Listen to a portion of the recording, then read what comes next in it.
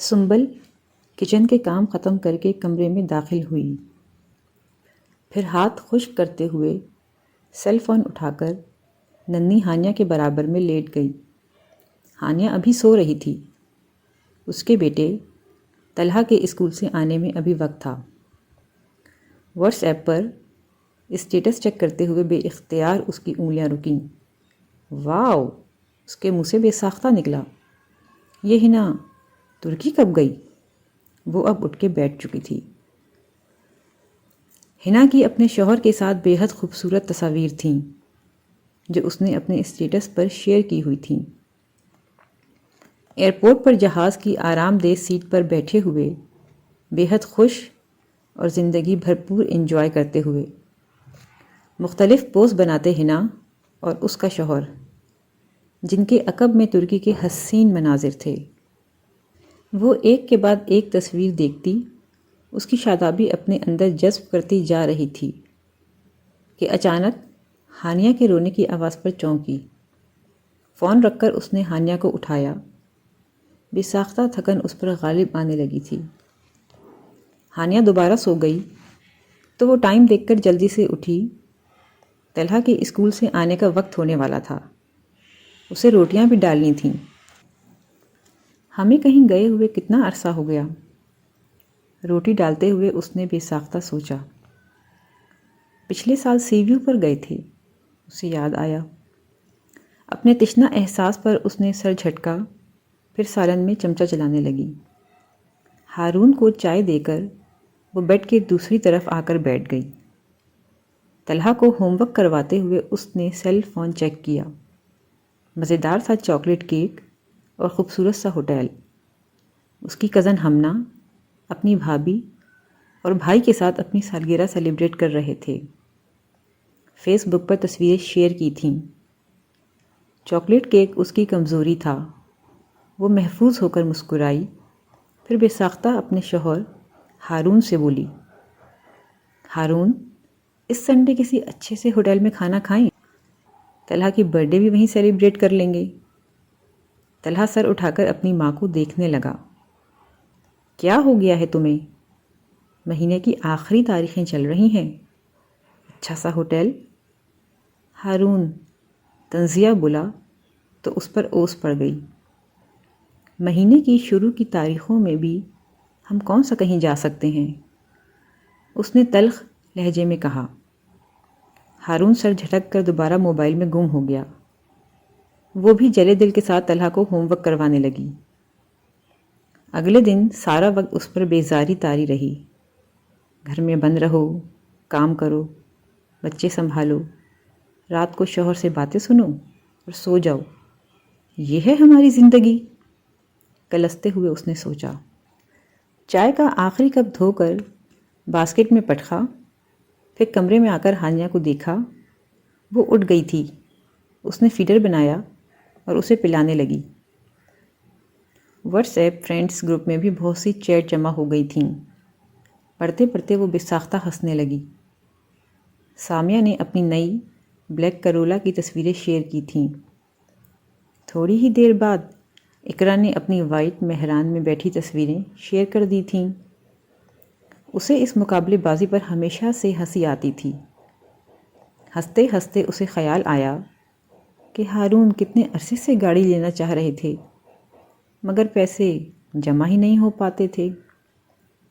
اس پر دوبارہ اسی بیزاری نے حملہ کیا۔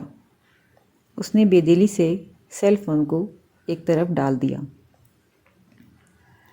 مما، میرے پاس ایکسٹرا کلرنگ بکس تھیں، وہ آپ مجھے دے دیں۔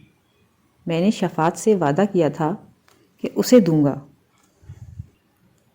طلحہ کی بات پر اسے یاد آیا کہ گلی میں ایک بیوہ عورت اور اس کا چھوٹا سا بیٹا شفاعت رہتا تھا۔ انہوں نے روزمرہ چیزوں کی ایک چھوٹی سی دکان کھولی ہوئی تھی۔ طلحہ وہاں سے کبھی کبھار چیزیں لینے چلا جایا کرتا تھا، کوئی ٹافی، ببل یا بسکٹ، اور اسی دوران وہ اس سے وعدہ کر بیٹھا ہوگا۔ اتفاق سے وہ بھی فارغ تھی، لہٰذا فوراً ہی بکس ڈھونڈنے بیٹھ گئی۔ بکس کے ساتھ ہی الماری سے اس کی ایک پرانی ڈائری بھی پھسل کر گر پڑی۔ طلحہ تو فوراً کتابیں لے کر چلا گیا۔ وہ ڈائری لے کر بیٹھ گئی۔ کیا وقت تھا، پرسکون فارغ لمحے، جب وہ خوب سجا سجا کر اپنی ڈائریاں بھرا کرتی تھی۔ مسکراتے ہوئے وہ ہر لفظ پر ہاتھ پھیرنے لگی۔ اب تو جیسے زندگی بھاگتی چلی جا رہی ہے، جسے پکڑنے کی کوشش میں ہم بے حال ہوئے جا رہے ہیں۔ اس نے ایک اور صفحہ پلٹا۔ خوش رہنا چاہتے ہو تو ہمیشہ خود سے نیچے والوں کو دیکھو۔ وہ چونکی۔ کیا اعلیٰ بات تھی، سونے میں تولنے والی۔ اسے اقوال بہت پسند تھے، ڈھونڈ ڈھونڈ کر لکھا کرتی تھی۔ ہاں، یہی تو کرنا چھوڑ دیا ہے میں نے۔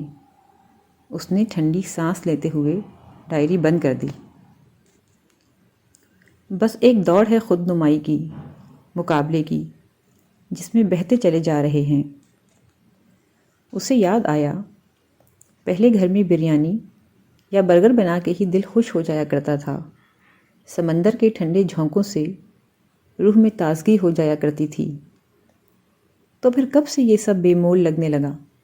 وہ سوچ میں گم بیٹھ گئی۔ ماما، شفاعت بکس دیکھ کر بہت خوش ہوا، اور اس کی امی نے مجھے ٹافیاں بھی دیں۔ طلحہ ٹافیاں ہاتھ میں لیتا ہوا بھاگ کر آیا۔ سرشاری کے ایک بے ساختہ احساس نے اسے چھوا۔ طلحہ، میں چکن پلاؤ بناؤں گی، ایک پلیٹ آپ شفاعت کے گھر بھی دے آنا۔ سنبل کچھ خیال آنے پر دھیرے سے بولی۔